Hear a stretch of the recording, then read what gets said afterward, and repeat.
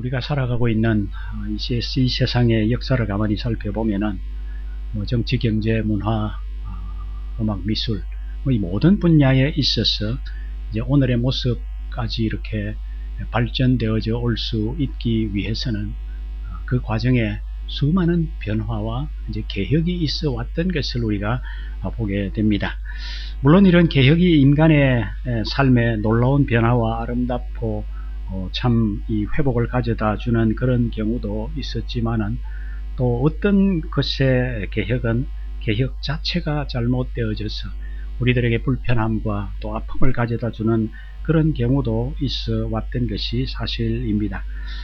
개혁되어졌던 분야는 모든 영역에서 이루어진 것 같다 하는 생각을 갖습니다. 우리가 잘 아는 영역부터 한번 생각을 해보면은 더 분명하죠. 예를 들면은 과거에는 토지를 귀족들이나 양반들이 토지의 대부분을 가지고 있었습니다. 일반 평민들은 토지를 빌려서 소작농을 함으로써 늘 삶이 빡빡하고 어려웠던 그런 시절이 있었습니다. 그러나 역사 속에서 이 토지라고 하는 이 문제의 개혁이 일어나면서부터 모든 농부들이 스스로 토지를 소유할 수 있게 되어지는 그런 일들로 통해서 삶이 풍요로워졌던 이런 것들을 우리가 보게 되어집니다. 정치도 마찬가지로 오늘날 우리가 경험하고 있는 자유민주주의의 정치 제도까지 오는 과정에서 수많은 사람들의 그 죽음과 희생이 있어 왔던 것을 부인할 수 없습니다. 그런 어떤 이 개혁의 과정 속에서 참 많은 희생이 아니었다면 오늘날 이렇게 우리가 자유를 누리면서 그렇게 살아갈 수 없을 것입니다.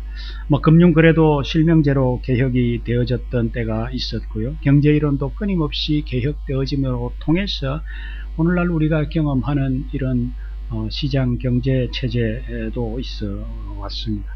음악 미술 역사도 보아도 지금 우리가 보고 듣고 있는 음악과 그림 이것이 나오기까지는 수많은 음악가와 그 미술가들이 새로운 기법으로 자꾸만 변화하고 개혁해 감으로 통해서 오늘날 우리가 누리는 아름다운 작품들이 이제 나오게 되는 것입니다.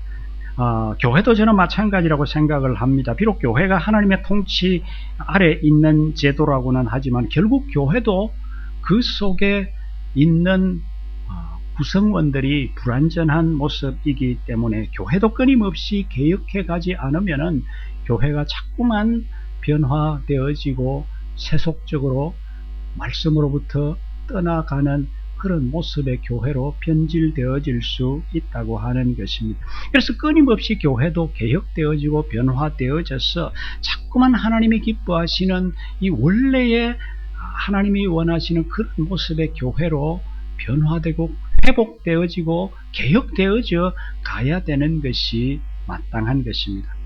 신학적으로 보면은 이제 교회를 두 개로 나누는 것이 있습니다. 하나는 유형 교회고 또 하나는 무형 교회입니다. 이 유형 교회라고 하는 것은 우리가 지금 눈으로 보고 있는 이 모스크바 장로 교회 같은 이런 교회를 말합니다. 이 유형 교회는 완전하지를 못하죠. 왜 그렇습니까? 여기에 있는 구성원들이 완전한 모습의 사람들이 아니기 때문입니다.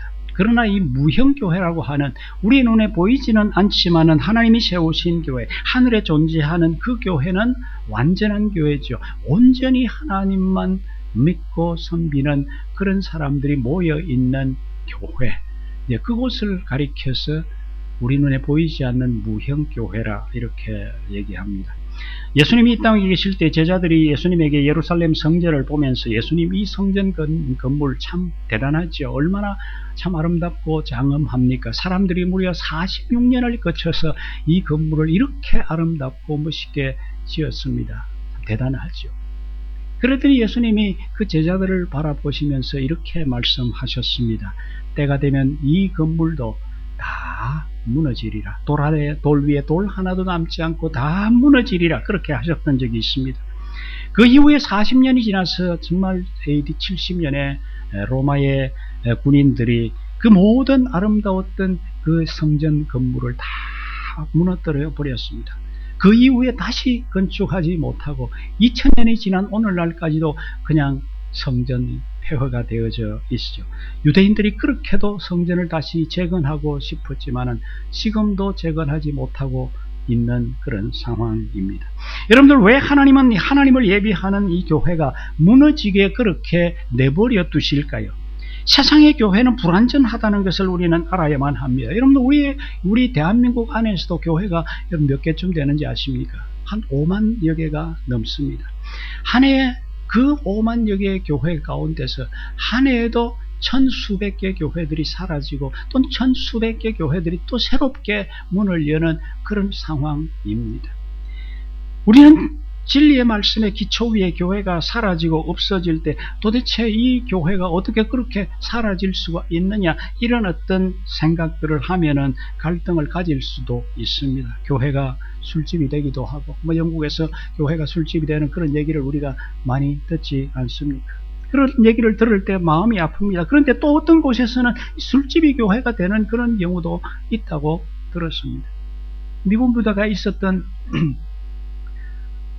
그곳에 고급 술집이 있었는데 미군들이 그곳을 떠나고 보니까 그 술집이 되지 않아서 문을 닫고 건물을 파는데 교회가 그것을 인수했답니다. 예배를 드리기에 너무 좋은 그런 어떤 건물 모양이어서 교회가 예배를 그곳을 사서 드리는데 너무 좋다는 그런 얘기를 들은 적이 있습니다. 여러분들, 이게 우리 눈에 보이는 유형교회의 모습입니다. 왜 그렇습니까? 사람들이 모이는 교회가 완전한 교회가 아니기 때문입니다. 그러므로 교회는 얼마든지 잘못될 수 있고 말씀으로부터 멀어질 수 있다고 하는 이 사실을 우리는 부인할 수가 없다 하는 것입니다. 그래서 개혁이라고 하는 것이 필요한 것입니다. 성경을 우리가 읽어보면 이스라엘 민족 역사 속에서도 나라가 잘못되어 가고 하나님을 믿는 믿음의 신앙이 잘못되어져 갈 때 민족적으로 참 엄청난 그 개혁의 운동들이 일어났던 것을 우리가 보게 되어집니다. 예를 들면 요시야가 이스라엘 왕으로 통치하고 있을 때 온 나라에 가득 차 있었던 우상을 회파하고 우상의 산당들을 파괴하고 새롭게 하나님을 향한 믿음으로 개혁했던 그 요시야 왕의 종교개혁, 이것을 우리가 읽어볼 수가 있습니다. 히스기야 왕이 되어졌을 때도 역시 마찬가지로 예배를 개혁하고 또 성전을 정화하는 그런 개혁이 있었습니다.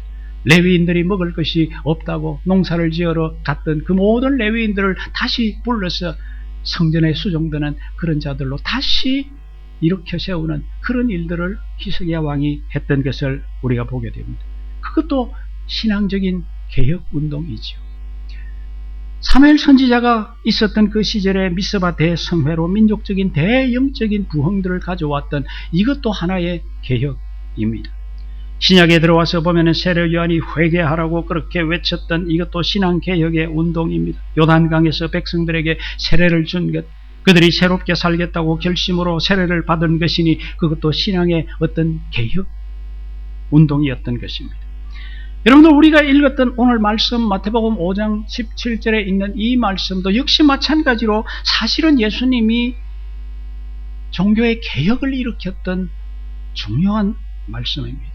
다시 한번 읽어보겠습니다.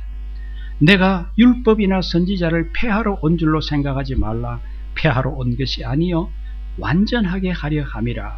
이렇게 선언했습니다. 왜 이런 선언이 필요했습니까? 유대인들은 예수님이 말씀하시고 행하는 것을 보면서 율법이나 선지자를 폐하러 온 것이라고 그렇게 생각을 했던 것입니다. 당시에 유대인들은 하나님을 믿는 데 있어서 율법을 마치 교과서처럼 그렇게 여기면서 중요시했습니다. 모세오경을 기초해서 율법의 조항이 613개인데 613개의 조항뿐만 아니라 그것을 근거로 해서 또 확대 해석해서 구체적인 행동 규범까지 그들은 만들어서 그 행동 규범을 지키면서 그렇게 살았던 그런 모습입니다. 그리고는 5살이 되면은 벌써 유대인들은 그 율법의 조항들을 외우기를 시작을 하고 13살이 되면 모세오경까지 다 외우게 하는 그런 일들까지도 해왔었습니다. 그리고 실천해 갔던 것이죠. 그게 하나님을 잘 믿는 것이라고 그들은 생각을 했던 거지요.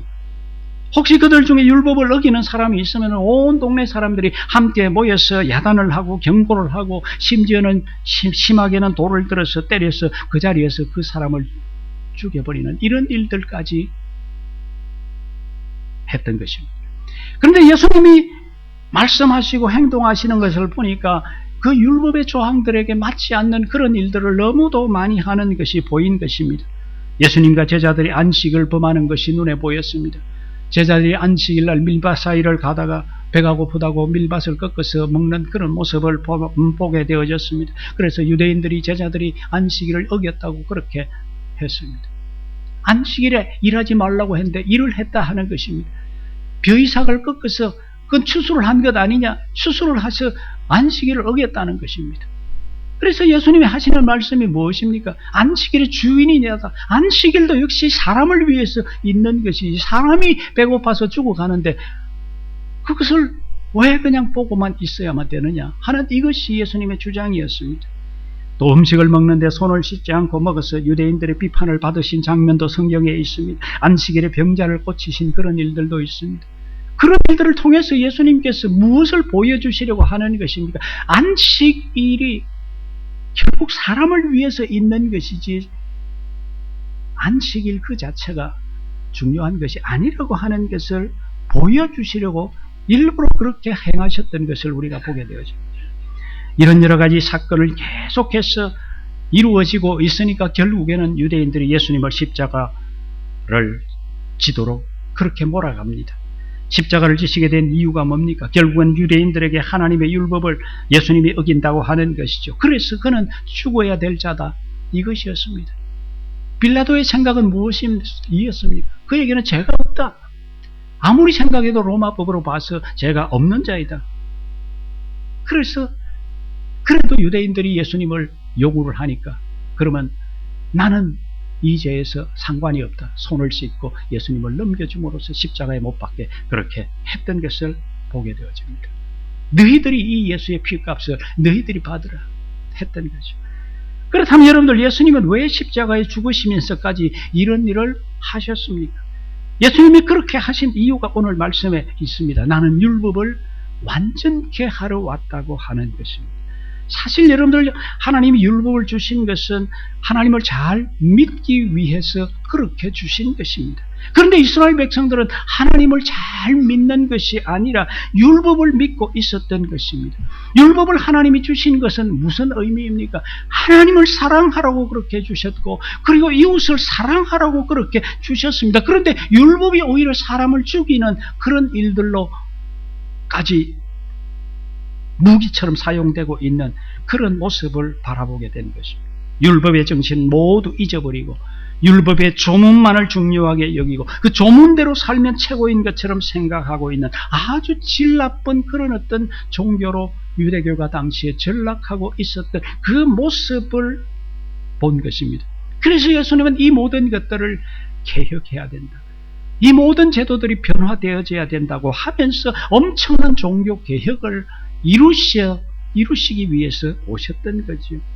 죄인과 함께 있지 말라고 하는 율법은 죄인과 함께 악한 일에 참여하라 하지 말라는 것이지 그것이 율법의 정신인지 이 율법의 정신은 잊어버리고 오히려 사람 자체를 이 죄인들을 미워하는 그런 어떤 모습으로 변질되어져 있는 그런 모습. 예수님이 세리마태의 집에 들어갔을 때 그 유대인들이 비난했지 않습니까? 예수님이 그 세리마태의 집에 들어가신 이유가 뭡니까? 그 세리마태를 변화시켜서 새롭게 만드시려는 그 주님의 의도가 있었는데 그 세리와 함께 앉아있는 그것으로 인해서 비난하고 있는 그런 모습을 본 것입니다. 여러분들 하나님은 사랑이십니다. 그리고 이웃을 사랑하라고 주신 이것이 율법의 본질인데 당시의 유대인들은 그런 정신은 잊어버리고 오히려 율법을 통해서 사람을 죽이고 있는 이런 모습을 본 것입니다. 그래서 이런 율법의 정신을 회복시키기 위해서 아버지께서 큰 죄를 저질렀던 탕자가 돌아오자 아들의 권위를 회복시키고 잔치를 베푸는 그 예화를 통해서 사람을 살리고 사랑하는 것이 율법을 지키는 것보다 더 중요하다고 하는 것을 보여주셨던 것입니다. 나병 환자를 고쳐주신 것도 같은 맥락이지요. 당시에 나병 환자는 죄를 지어서 하나님의 저주를 받은 것이라고 그렇게 유대인들은 생각을 했습니다. 그런데 예수님은 그런 자들을 치료해 주심으로 이런 자들도 하나님의 사랑을 받을 권리가 있다고 하는 것을 보여주신 것입니다. 사람들이 가늠한 여인을 데리고 와서 돌을 들어서 쳐서 죽이려고 합니다. 이것이 율법이니까요. 그런데 예수님은 그 여인을 향해서 어떻게 하고 있습니까? 죄 없는 자가 이 여인을 쳐라. 아무도 그 여인을 돌로 쳐서 죽일 수가 없었습니다. 다들 도망가 버렸습니다. 예수님은 그 여인을 용서하고 다시는 죄를 범하지 말라 하면서 살려주십니다. 하나님의 그 용서, 하나님의 그 은혜는 다 잊어버리고 율법을 마치 몽둥이처럼 그렇게 사용하면서 사람을 때리고 죽이려고 달려드는 이런 모습이 당시의 유대인들의 모습이었습니다. 하나님 보시기에, 예수님이 보시기에 이런 것들은 전혀 종교가 아니라 그 하나님의 율법의 정신을 지켜나가는 것이 아니었던 것입니다. 그래서 예수님은 대종교개혁을 일으키시기 위해서 이 땅 위에 오신 것입니다. 그래서 새롭게 교회를 세우셨던 것이죠. 제자들을 통해서 초대교회가 사도행전에서 시작되어졌던 그것이 바로 이런 이유에서 시작이 된 것입니다. 여러분들, 루터가 종교개혁을 일으킨 지가 벌써 500년이 지났습니다. 올해가 502년이 되는 해입니다. 왜 루터가 종교개혁을 외쳤습니까? 예수님이 교회를 시작하신 지 1500년이 지나면서 당시의 교회들이 너무도 말씀으로부터 멀어진 모습의 교회의 형태가 보였던 것이죠. 그래서 이 교회가 이 모습 속에서 너무도 성경으로부터 지금 멀어져 있다고 하는 것을 지적했던 것이 종교개혁의 시작이었습니다. 그 루터의 시작으로부터 수많은 개혁자들이 일어나서 그렇다, 옳다, 맞다. 오늘날의 이 교회가 너무도 하나님의 말씀으로부터 멀어졌다. 우리가 하나님의 말씀으로 돌아가야 된다고 하면서 항거했던 그 사람들을 가리켜서 프로테스탄트. 그래서 여러분들 개신교회, 오늘날 우리가 다니고 있는 이 교회가 생겨지게 된 것이죠. 그런데 문제는 여러분들, 오늘날 우리의 이 개신교회의 지금의 모습이 지금 어떠한가 하는 것입니다. 이 사실을 우리는 이제는 볼 수 있어야만 됩니다. 벌써 종교개혁이 시작된 지가 500년이라는 세월이 지나갔습니다. 오늘날 이 교회가 과연 정말 하나님이 기대하시는 그런 교회의 모습을 지금 하고 있느냐 하는 것을 우리는 다시 한 번 더 이런 어떤 종교개혁 기념주의를 통해서 되돌아볼 필요가 있다고 하는 것입니다. 여러분들, 왜 개신교회가 이렇게 수많은 모습으로 이렇게 나누어져 있습니까? 결국 내가 믿고 있는 것이 옳다고 자기 주장을 하는 것 때문에 결국에는 자꾸만 나누어지지 않습니까? 내가 옳다, 너는 틀렸다. 그래서 역사 속에서 수많은 사람들이 참 비난받고 이단으로 정죄되어지고 사람들이 죽어갔던 것이었습니다. 심지어는 이런 교리들 때문에 나라 간의 전쟁까지 일어났던 지난 역사적인 사실도 있습니다. 여러분들, 제가 성경을 다 알 것이라고 여러분들 생각하십니까? 아닙니다. 저는 성경을 아는 것보다 모르는 게 사실은 훨씬 더 많습니다. 바울도 그런 고백을 한 적이 있지요. 고린도전서 13장 12절에 이렇게 그가 고백을 했습니다. 우리가 지금은 거울로 보는 것 같이 희미하나 그때에는 얼굴과 얼굴을 대하여 볼 것이요. 지금은 내가 부분적으로 아나 그때에는 주께서 나를 아신 것 같이 내가 온전히 알리라 했습니다. 여러분들, 요즘은 거울이 비교적 깨끗하게 잘 보이는 그런 거울입니다만 바울 당시의 거울은 뭡니까? 청동 거울이었습니다. 구리로 만든 그 거울, 희미하지요. 그 거울로 보니까 희미했던 것입니다. 지금 하나님을 내가 아는 것이 바울에게 있어서 희미한 그런 모습으로 안다고 했습니다. 그 안다는 것이 너무 희미하고 부분적으로밖에 알지 못한다고 솔직하게 고백하고 있는 이 바울의 고백을 우리가 보지 않습니다. 여러분들, 사실 502년 전에 마르틴 루터를 비롯해서 수많은 종교개혁자들이 개혁을 한다고 하기는 했지만 사실 그 개혁이라고 하는 것이 온전한 모습의 개혁은 아니었던 것을 우리가 보게 됩니다. 사실은 심히 일부의 어떤 개혁인지도 모릅니다. 극히 일부분의 개혁인데도 불구하고 때로 우리는 모든 게 옳다고 생각하는 그런 경향들이 있을 수 있습니다. 그렇게 되어져서는 안 되는 것입니다. 자꾸만 교회는 개혁되어져 가야 됩니다. 어떻게 개혁되어져 가야 됩니까? 성경이 말하는 순수한 그 모습의 교회로 자꾸만 개혁되어져 가야 되는 것입니다. 특별히 여러분들 존 칼빈이 주장했던 개혁 이론 가운데 하나가 만인제사장론이었습니다. 만인제사장론이 무슨 얘기입니까? 우리 모두가 성직자와 똑같은 제사장 같은 그런 어떤 존재다고 하는 그것이 만인제사장 이론이죠. 농사를 짓는 것도 장사를 하는 것도 물건을 만드는 것이 이 모든 것들이 목사와 신부가 하는 이 일처럼 거룩한 일이라고 그렇게 생각하는 일입니다.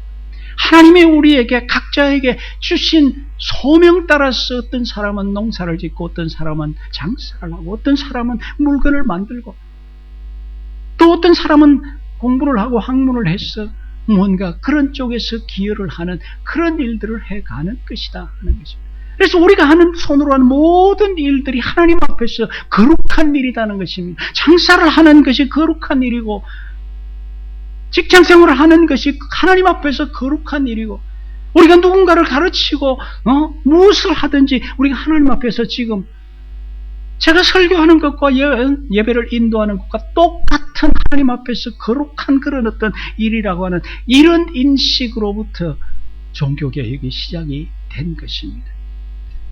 이때부터 여러분들 사실은 이 사회가 이 세상이 살아났죠.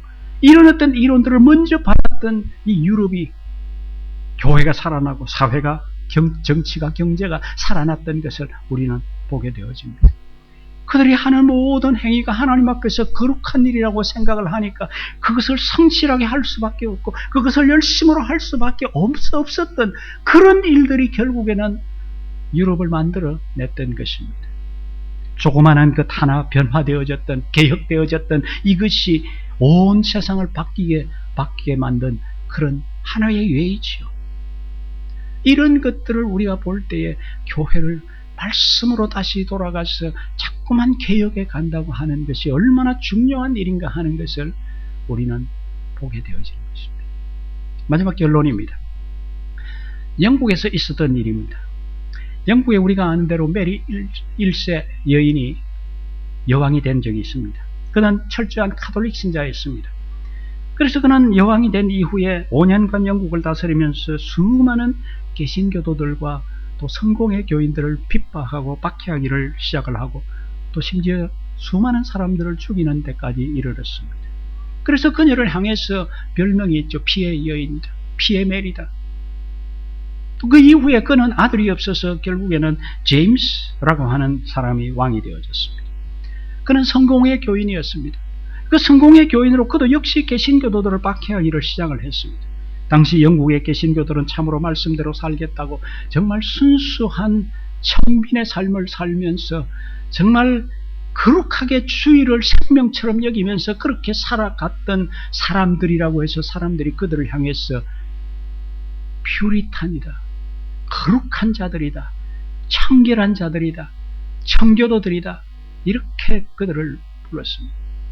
그 제임스 1세의 이 왕의 이 핍박에 이기지를 못해서 결국에는 수많은 그런 청교도들 퓨리탄들이 당시의 네덜란드로 이주를 해가고 도망을 가고 또 그 가운데서 용감했던 사람 102명이 메이플라워를 타고 신대륙을 향해서 그들이 배를 타고 떠났던 것을 우리는 압니다. 그들이 처음 신대륙에 도착을 해서 살았던 곳이 어디입니까? 보스턴입니다. 당시 보스턴은 황무지 같은 곳이었습니다. 거기서 그들이 살 일을 시작을 하면서 마을을 건설하고 또 마을 앞에다 앞으로 이 나라를 이끌어갈 지도자를 세워야 된다고 학교도 세우고 그렇게 하기를 시작을 했습니다. 그때 세운 학교가 지금의 세계 최고의 대학 하버드 대학입니다. 그 이후에 두 번째로 예일 대학을 세웠고요. 이런 대학들이 미국을 만들어 내었다고 하는 것 우리가 잘 압니다. 순수한 믿음으로 시작을 했던 그 사람들이 세웠던 그 학교가 세계를 움직이는 그런 학교로 발전되어져 왔던 것을 우리는 바라보면서 이런 과거의 역사를 더듬어 보면서 느끼는 것이 무엇입니까? 이렇게 정말 말씀대로 돌아가려고 하는 이것이 얼마나 중요한가, 얼마나 엄청난 역사를 일으킬 수 있는 것인가를 우리는 보는 것입니다. 사실 여러분들 대한민국의 이 짧은 역사, 이처럼 성장하고 발전되어진 데는 사실은 여러분들 130년 전에 우리 땅에 복음을 들고 왔던 선교사들의 영향들이 사실은 굉장히 크지 않습니까? 그들이 와서 병원을 시작을 하고 그들이 와서 학교를 시작을 하고 서양의 새로운 어떤 학문들을 가르치기를 시작을 하고 그러면서 새롭게 변화되어지고 개혁해 갔던 그런 모습들이 우리의 사회를 변화시켜 왔던 것이 사실이지 않습니까? 교육이 개혁되고 정치가 개혁되어지고 심지어는 양반 쌍놈의 그런 제도를 선교사들이 이 타파함으로 통해서 그런 구별이 사라지고 그러면서 나라가 발전해 왔던 것 아무도 부인할 수 없는 역사적인 사실입니다. 그런데 여러분들 문제는 지금의 현실이 어떤가 하는 그런 것입니다. 지금의 현실은 참 너무 많이 달라진 모습은 아닌가 하는 생각이 듭니다. 역사 속에서 개신교가 만들어낸 가장 위대한 나라가 여러분들 미국 아닙니까? 정치, 경제, 문화, 교육 뭐 하나 뒤질 것 없는 최고의 것이 모두 다 그 순수하게 말씀대로 살고자 했던 그 퓨리탄들, 그 거룩한 자들이 일으켜 세웠던 그것입니다. 그런데 오늘날 미국도 여러분들 어떻습니까? 점점 미국도 무너져 간다고 하는 그런 느낌을 여러분 받지 않습니까? 온갖 거짓과 탐욕과 음욕이 미국으로부터 시작되고 있는 것을 우리는 보게 되어집니다. 점점 미국으로부터 등을 돌리고 있는 그런 사람들이 많아지고 있는 그런 현실들을 바라보면서 안타까움을 금할 수가 없습니다. 사실은 여러분들 이것은 우리나라도 마찬가지 아닙니까? 정치, 경제, 교육, 문화 모든 영역이 발전해가고 있는 것은 있지만 또 한편으로는 지금 무너져가고 있는 것을 우리는 보게 되는 것입니다. 자꾸만 범죄가 많아지고 교모해지고 대담해지는 그런 모습, 정치는 정치대로 혼란스러워가지고 경제도 힘들어지고 교육도 문제가 많아지게 되어지는 왜 이런 일이 일어나고 있습니까? 물론 세상의 학자들은 여러 가지 이유를 들고 있습니다만 사실은 여러분들 저는 교회가 변질되어져서 교회가 말씀으로부터 자꾸만 멀어지기 때문에 이런 현상들이 일어나고 있는 것은 아닌가. 교회가 말씀대로 개혁되어지고 변화되어지고 그 순수한 모습에 그 교회가 이루어진다면은 사회를 변화시켜 나갈 수 있는 것은 분명한 사실이라고 저는 믿습니다. 고여있는 물은 썩어질 수밖에 없습니다. 고여있는 교회도 마찬가지라고 생각합니다.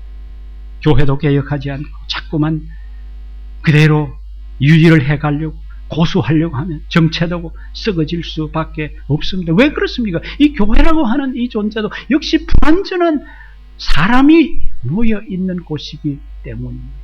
이 불완전한 사람이 모여있는, 이 죄성을 가지고 있는 사람들이 모여있는 곳이기 때문에 그대로 두면은 자꾸만 원래의 모습으로부터 점점 멀어질 수밖에 없는 것입니다. 500년 전에 있었던 종교개혁, 참으로 순수한 모습으로 원래의 교회의 모습으로 돌아가자고 개혁했던 그 모습이 지금 500년이 지나면서 점점 그 순수했던 모습으로부터 멀어져 오고 있는 우리의 교회의 모습은 아닌지 돌아보아야만 됩니다. 교회와 성도들이 개혁하면서 말씀대로 살아보려고 애를 쓰고 변화해 가는 그런 모습이 점점 사라지고 있는 오늘의 현실을 바라보면서 참 안타까움을 금할 수가 없습니다. 왜 오늘날 사람들이 교회를 외면하고 교회를 떠나려고 왜 합니까? 교회의 모습이 순수한 모습이 사라지기 때문에 교회가 세상의 악과 싸워서 이겨서 거룩한 모습으로 자신을 지켜가야 될 것인데 하나님이 기뻐하시는 그런 모습의 아름다운 순수한 모습이 되어야 될 것인데 그런 모습이 되지 않고 자꾸만 자기 이기적인 모습으로 자기 편리한 대로 신앙생활을 해가려고 하는 이런 어떤 모습이 우리 가운데 있기 때문이 아니냐 하는 것입니다. 자꾸만 교회 안에서 자신과 다르다고 손가락질하고 외면하고 있는 이런 모습이 있으면 결국에는 분열되어지고 결국에는 서로 반목질시하는 그런 관계가 되는 것입니다. 이제 교회가 새로워져야 됩니다. 교회가 말씀대로 끊임없이 변화되어져 가야 됩니다. 순수하게 그 예수 믿겠다고 참 했던 그 퓨리탄들, 그 청교도들, 그 거룩한 자들이 일으켰던 그런 어떤 모습으로 사실은 미국도 다시 되돌아가야 되고 우리 한국도 그 선교사들이 처음 가져다 주었던 그 순수했던 믿음으로 다시 되돌아가는 이런 개혁이 우리 가운데도 있어져야만 되는 것입니다. 이제 우리는 우리의 자신들을 돌아볼 필요가 있습니다. 우리의 교회를 돌아볼 필요가 있습니다. 과연 우리의 교회가 말씀으로부터 멀어진 부분은 없는지, 과연 내 자신이 순수했던 그런 모습의 신앙을 가지고 있는지, 깨끗하고 거룩한 모습의 그 그리스도인다운 모습을 지금 유지해가고 있는지 우리의 자신들을 돌아보고 우리는 그런 모습으로 자꾸만 내 자신을 개혁하고 변화시켜 가야 되는 것입니다. 이것이 우리 주님이 기뻐하시는 일이고 우리 하나님이 그 일을 기뻐하시는 일인 것입니다. 이런 열망이 이 종교개혁주의를 보내면서 저와 여러분 모두에게 있어져서 우리의 모습이 뭔가 변화되어지고 새롭게 되어지는 그런 역사가 있게 되기를 주의 이름으로 축원합니다. 기도하겠습니다. 주님 감사합니다. 오늘도